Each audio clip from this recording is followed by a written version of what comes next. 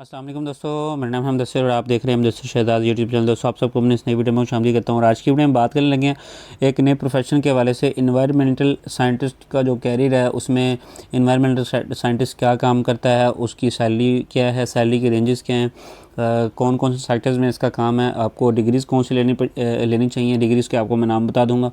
उसके बाद आपके पास स्किल्स कौन कौन सी होनी चाहिए जो मेन चीज़ आपके पास है, और उसके बाद मैं आपको ऐसी कैरियर की टिप्स दूंगा, एडवाइजेस दूंगा जो कि आपको एनवायरमेंटल जो साइंटिस्ट की फील्ड है इसमें आपकी ग्रोथ को मल्टीप्लाई करेंगे और बहुत जल्दी आप अपनी फील्ड में जो है कामयाब होंगे। तो चलते हैं वीडियो की तरफ। सबसे पहले हम देख लेते हैं एनवायरमेंटल साइंटिस्ट जो है वो काम क्या करता है। एनवायरमेंटल साइंटिस्ट का बेसिकली ये इसकी डेफिनेशन है जिसको मैंने हाईलाइट कर दिया है। अब इसको मैं आपको समझा देता हूँ। Environmental scientist research and propose solution to environmental problems. ये जो माहौलियाती जिसको कह सकते हैं ना, जो मसाइल होते हैं उनके लिए ये जो है ना रिसर्च करता है और उसके जो हल है वो तलाश करके देता है। अब मेन चीज़ जो है वो क्या है, सच एज पोल्यूशन जो कि आलूदगी है हमारे पास, एंड क्लाइमेट चेंज। जो क्लाइमेट चेंज बेसिकली होता है कि जो हमारे पास कुदरती आफात जिसको कह सकते हैं, या फिर हमने कोई ऐसी चीज़ इस्तेमाल कर ली, जैसे हमने गाड़ियाँ इतनी ज़्यादा इस्तेमाल कर ली हैं, उसकी पोल्यूशन वगैरह इतनी ज़्यादा हो गई है, उसकी वजह से मौसमियाती तब्दीलियाँ कितनी ज़्यादा हो रही हैं। तो इसके ज़रिए जो हमारे पास असरात होते हैं उसके लिए ये जो रिसर्च करता है मुकम्मल इसकी वजूहात तलाश करता है और फिर उसके बाद उसका हल देता है। बेसिकली इन्वायरमेंटल साइंटिस्ट का ये काम है। अब इसके बारे में हम डिटेल से पढ़ेंगे इंशाल्लाह। जब ये पूरी वीडियो आप देख लेंगे ना, किसी और वीडियो को देखने की ज़रूरत नहीं पड़नी है आपको।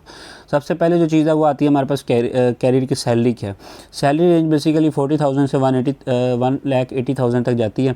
ये इससे अबव भी है, आराम से आपको मिल जाएगी, लेकिन ये है कि आपको इदारे पर डिपेंड करता है कि आप किस इदारे में जब वो काम कर रहे हैं।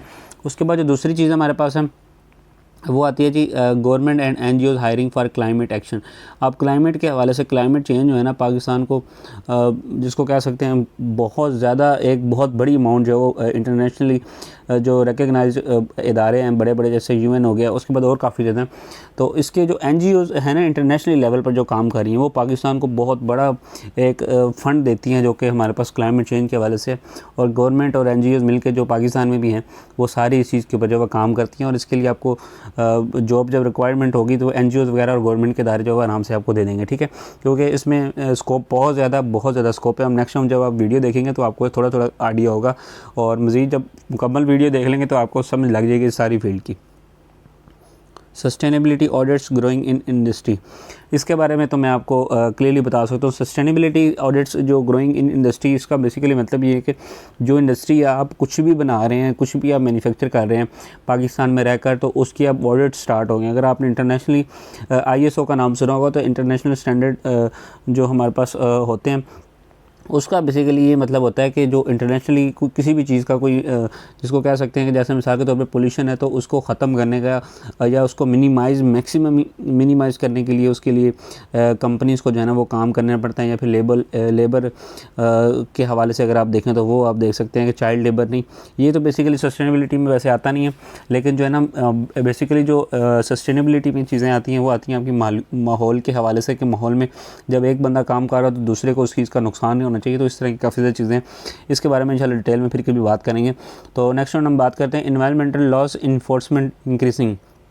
इन्वायरमेंटल लॉस का बेसिकली मैं आपको ये बता देता हूँ, इन्फोर्समेंट इंक्रीजिंग ये इसलिए इंक्रीज़ हो रहे हैं कि जैसे आपने देखा होगा जो रिक्शाज़ वगैरह होते हैं या फिर बाइक्स या गाड़ियाँ जो कि ज़्यादा धुआं मार रही होती हैं मिसाल के तौर पर, तो उनको बैन किया जाता है। ये इन्फोर्स कर रहे होते हैं एक तरह से कि इस चीज़ को ख़त्म करो भाई, ये चीज़ सही नहीं है। उसके बाद हम इलेक्ट्रिक की तरफ जा रहे हैं।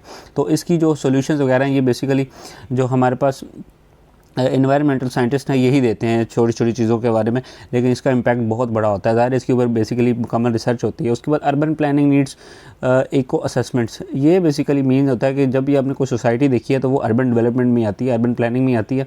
इसका मेन जो मकसद होता है वो होता है कि आपकी रिहाइश का पूरा मुकम्मल बंदोबस्त होना चाहिए, सारी सहूलियात होनी चाहिए। उसके बाद जो आपके पार्क्स वगैरह उनका होना चाहिए, रास्ते सारे साफ़ सुथरे होने चाहिए। इन्वायरमेंट मतलब जिसको कह सकते हैं इन्वायरमेंट इतना क्लीन होना चाहिए कि उसमें इतनी अच्छी रिसर्च होनी चाहिए, उसकी प्लानिंग होनी चाहिए कि उसमें जब बंदा रहे तो उसको किसी किस्म का नुकसान ना पहुंचे और उसको जो है ना रहने में मुश्किलात ना पेश हैं माहौलियात के साथ, ठीक है। उसके बाद जो नेक्स्ट ऑन है इसकी एजुकेशन के हवाले से और स्किल्स के हवाले से हम बात करें वो डिटेल के साथ हम कर लेते हैं। सबसे पहले जी आपको BS या फिर MS इन्वायरमेंटल साइंस में आपको करना पड़ेगा, ठीक है। इन्वायरमेंटल साइंस में आप कर सकते हैं या फिर इकोलॉजी में कर सकते हैं या फिर जियोग्राफी में कर सकते हैं। इनमें से 3-4 फील्ड में से जो 3 फील्ड हैं, इसमें से आप किसी में से भी BS कर लें या फिर MS कर लें। MS हो जा रहा है, फिर आप स्पेशलाइजेशन की तरफ चले जाएंगे तो वो भी आप कर सकते हैं, ठीक है, अगर आपने मज़ीद इस फील्ड में ग्रो करना है। और मैं तो कहता हूँ करें, इसमें बेहतरी है, क्योंकि इसमें मज़ीद आपका करियर एडवांस होगा और आपको बहुत ज़्यादा फ़ायदे जो है ना इसमें एजुकेशन देगी, ठीक है। उसके बाद आपके पास स्किल्स होनी चाहिए जी डेटा कलेक्शन की, क्योंकि आपने रिसर्च करनी है तो उसके लिए आपने डेटा कलेक्ट करना है और मुकम्मल उसके ऊपर आपने फिर वर्किंग करनी है। उसके बाद लैब टेस्टिंग की स्किल इतनी ज़रूरी है इस फील्ड में कि आपको जब लैब टेस्ट करवाने पड़ेंगे या फिर करेंगे तो उसकी रिपोर्ट्स वगैरह जो आएंगी और सारा आपको जो है इसके ऊपर वर्किंग करने की ज़रूरत है कि वो भी आपने सीखना है। GIS है बेसिकली, ये एक ग्लोबल सिस्टम है जो कि हमारे पास मुकम्मल सॉफ्टवेयर जिसको आप कह सकते हैं वो है जो कि इस फील्ड में इस्तेमाल होता है। उसके बाद पॉलिसीज़ का आपको नॉलेज होना चाहिए कि अर्बन प्लानिंग वगैरह या फिर कोई भी आप इस फील्ड में जो काम कर रहे हैं उसकी पॉलिसीज़ वगैरह क्या हैं, और उसके बारे में हम फिर कभी इंशाल्लाह बात करेंगे कि अगर रिक्वायर्ड है तो आप बता देना, मैं इंशाल्लाह उसके बारे में बात करूँगा, ऐसे बहुत लेंथी हो जाएगी वीडियो। उसके बाद कैरियर की टिप्स। अब ये वो टिप्स हैं 5 जो कि आप अपनी फील्ड में जब अमल करते हैं ना, आपने अगर अमल किया, वैसे अगर आपने सुन के उड़ा दी हवा में उसका कोई फ़ायदा नहीं। अगर आपने अमल की तो आपको ये आपके करियर में मल्टीप्लाई करेंगे ग्रोथ को, यानी कि बहुत जल्दी से जल्दी आप कामयाब होंगे, ठीक है। ये दिखने में एक लाइन हो सकती है, छोटा सा पैराग्राफ हो सकता है, लेकिन इसके फ़वाद बहुत ज़्यादा हैं, ठीक है। फर्स्ट जो है specialize in air water and waste management. इन तीनों में आप कर सकते हैं या फिर तीनों में मैं नहीं कहूँगा करें, किसी एक में करें। वाटर, एयर और वेस्ट मैनेजमेंट, इनमें से पानी, हवा या फिर जो आपका कचरा होता है, सारा वेस्ट होती है, इसके बारे में किसी एक में आपने स्पेशलाइजेशन लाजमी तौर पर करनी है कि भाई जैसे कोई अली है, अली नाम का है, तो उसको पता होना चाहिए कि भाई अली को बुला लो, पानी का उससे बेहतर कोई नहीं बता सकता कि आपकी जो अर्बन प्लानिंग है, पूरा आप टाउन तैयार कर रहे हो, जैसे DH है, टॉप सिटी है, उसके बाद बहरिया टाउन है, ऐसा इंफ्रास्ट्रक्चर आपने तैयार करना है। उसके लिए ऐसी चीज़ें आपके पास होनी चाहिए कि आपको हर चीज़ के बारे में मालूमात होनी चाहिए बारीकी। और जब स्पेशलाइजेशन किसी एक चीज़ में आप करते हैं तो आपको उसमें बहुत ज़्यादा फ़ायदा होता है, बजाय इसके कि हर फील्ड में आप उसे स्पेशलाइज्ड काम करें और अपना नाम बनाएं, ठीक है। उसके बाद नेक्स्ट होना जी वर्क ऑन क्लाइमेट एक्शन और ट्री प्लांटेशन प्रोजेक्ट्स। आपने क्लाइमेट जो एक्शन हमारे पास हो रहे होते हैं उनके ऊपर काम करना है, या फिर आपके ट्री प्लांटेशन के प्रोजेक्ट्स काफ़ी ज़्यादा पाकिस्तान में तो बहुत ज़्यादा ही चल रहे हैं, जो हमारे पास ट्रीज़ की जो हमारे पास मुकम्मल कंपेन्स लाई जाती हैं, तो उसमें आप लाजमी तौर पर हिस्सा लें, उसमें आपको काफ़ी ज़्यादा चीज़ें सीखने को मिलेंगी, ठीक है, इस हवाले से। और उसके बाद नेक्स्ट ऑन जो चीज़ है GIS, ये सॉफ्टवेयर है, मैंने आपको पहले भी बताया, इसको आपने लाजमी तौर पर सीखना है। और एंड रिमोट सेंसिंग टूल्स को भी आपने जो है ना वो लाजमी तौर पर सीखना है। उसके बाद नेक्स्ट होना चाहिए engage in community awareness drives. Community की जो अवेयरनेस की ड्राइव्स होती हैं उसमें लाजमी तौर पर आपने जो है ना हिस्सा लेना है, शामिल होना है, ताकि आपको कम्युनिटी के मसाइल से पता लग सके, उनके सॉल्यूशंस आप उनको दे सकें फ्री में। और इन चीज़ क्योंकि जब कम्युनिटी अवेयरनेस सेशंस होते हैं ये तो फ्री होते हैं, या फिर कोई जो अरेंज कर रहा होता है ज़ाहिर है उसका पैसा लगा होता है, तो ये NGOs वगैरह काफ़ी करती हैं या फिर गवर्नमेंट के इदारे करते हैं, तो आपने इन चीज़ में लाजमी हिस्सा लेना है। उसके बाद पब्लिश एनवायरमेंटल रिलेटेड रिसर्च, ये बहुत ज़्यादा ज़रूरी है, ये आपकी तालीम को, आपके स्किल्स को और आपके जो जिसको कह सकते हैं आपका जो तजर्बा होता है इस फील्ड में उसको बहुत ज़्यादा बढ़ाती है, और ये आपका डुप्लीकेट कर देगी। एक सब जब आप एक दफ़ा रिसर्च पेपर पब्लिश करेंगे, एक तो आपका नाम होगा, लोगों को फ़ायदा होगा, तीसरा आपकी जो लर्निंग की स्किल्स है, मेमोरी है, वो बहुत ज़्यादा स्ट्रॉन्ग हो जाएगी, ठीक है। उसके बाद 5 रिलेटेड फील्ड जिसके बारे में हम बात करने लगे।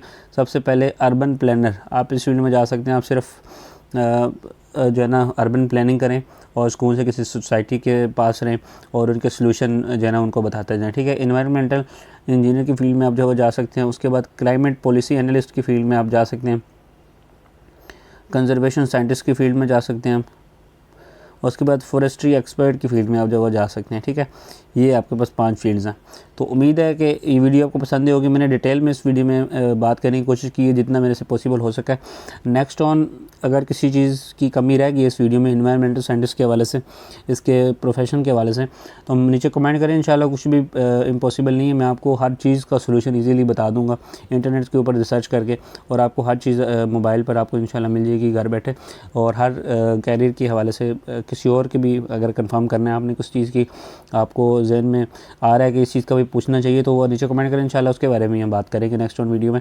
तो मिलता है मैंने किसी अच्छी सी वीडियो में, तब तक दीजिए इजाज़त। अल्लाह हाफिज़।